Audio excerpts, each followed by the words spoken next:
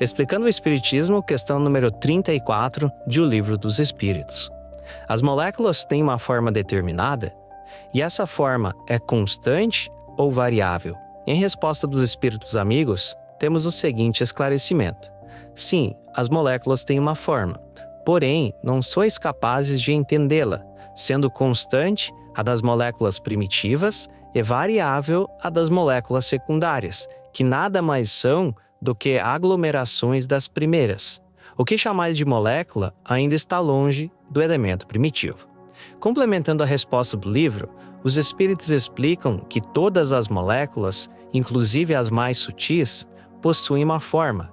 No entanto, os nossos sentidos e instrumentos atuais não conseguem perceber essa forma. É como se a matéria, em sua essência mais profunda, estivesse escondida sob um véu que ainda não conseguimos levantar.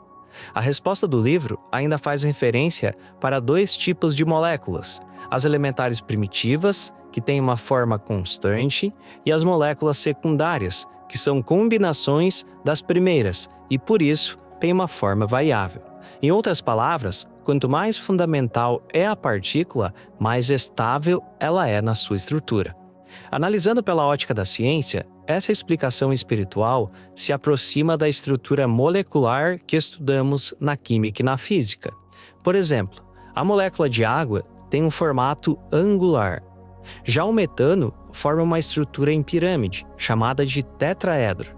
Essas formas não são aleatórias. Elas determinam como as substâncias se comportam, podendo ter um processo de evaporação, em outros casos, podendo se misturar com outros elementos.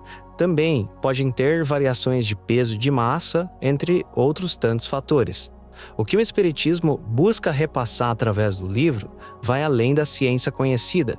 Quando é citado o termo molécula elementar primitiva, isso nos leva para um campo ainda mais profundo, podendo se equiparar com o que hoje é chamado de partículas subatômicas, ou até além, seriam os planos vibratórios, tema pelo qual nossa ciência ainda está evoluindo.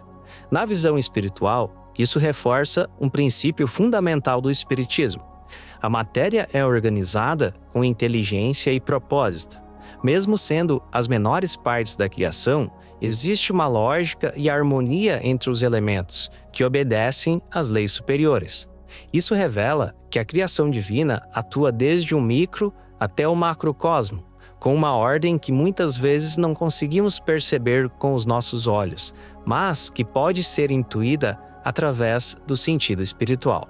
Essa reflexão sobre a forma das moléculas nos convida a enxergar o universo como uma grande sinfonia de energias e vibrações. Cada elemento, por menor que seja, tem uma função dentro do todo. Por fim, a questão 34 do livro, embora simples à primeira vista, nos mostra que o conhecimento espiritual caminha ao lado da ciência e nos convida a olhar o mundo com mais profundidade, mais sensibilidade e mais respeito à perfeição das leis divinas. Ter um entendimento e praticar a espiritualidade na nossa vida não é apenas um exercício de autoconhecimento, mas também uma jornada de transformação pessoal.